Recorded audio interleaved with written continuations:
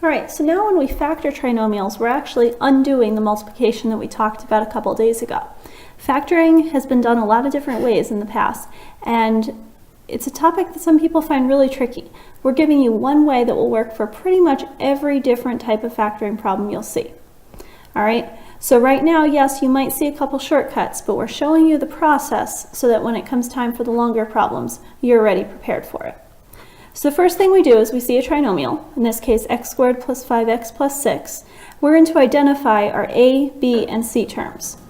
So there's that invisible 1, so there's my a, my b is 5, and my c is 6. All right, there's step 1. Put this trinomial in standard form, factor out a GCF if possible, a greatest common factor. There's nothing that 1, 5, and 6 all divide by, so there is no GCF here. We labeled our a, b, and c. Now we fill in the first terms and the last terms into the box. Okay, I'm going to come back to that in a second because that's on my next slide. Find a pair of numbers that multiplies to your AC. So 1 times 6. 1 times 6 is 6. So we need things that multiply to 6. Well, we got 1 times 6, 2 times 3. And at the same time, those numbers need to add up to my b term. So in this case, they need to add to 5. So if I say, okay, 1 plus 6, that's 7. Nope, we need 5. 2 plus 3, that's 5. Okay, so my magic numbers are 2 and 3. There's a little suggestion of a chart here. So you can look at the sign of your c. In this case, it's positive. And my b term is also positive. So that gives me a reminder that both of my factors have to be positive. All right.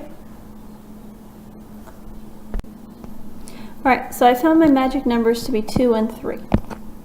So I put my first term, x squared, in the first box, my last term, plus 6, in the last box. And now I'm splitting this 5x into my magic numbers, 2x plus 3x. Doesn't matter which one's first, which one's second.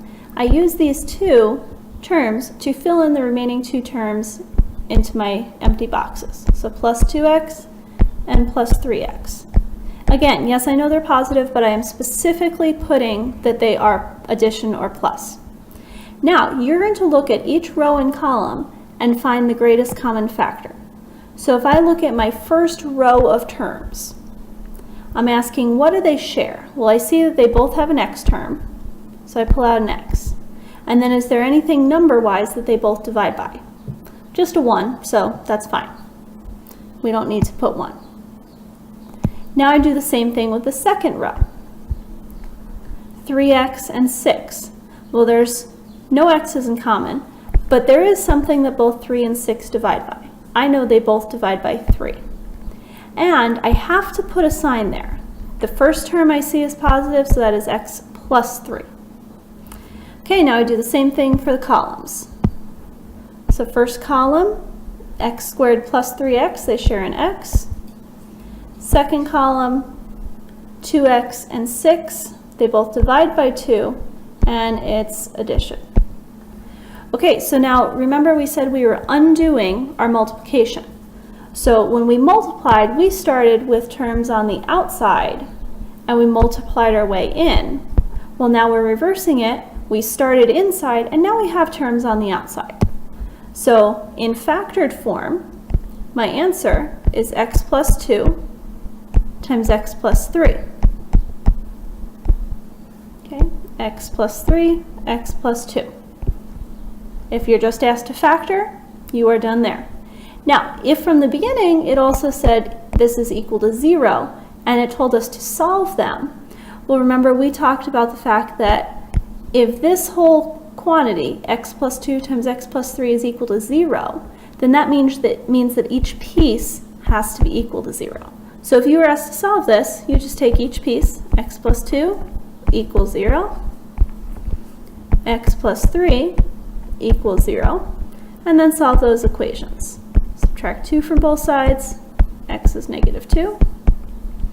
Subtract 3 from both sides, x equals negative 3. So if I was asked to solve, my solution would be x equals negative 2 and negative 3. Please make sure you read directions as you're working through these problems, because if you're asked to solve, you have to take it to the last step when you tell me what x is equal to.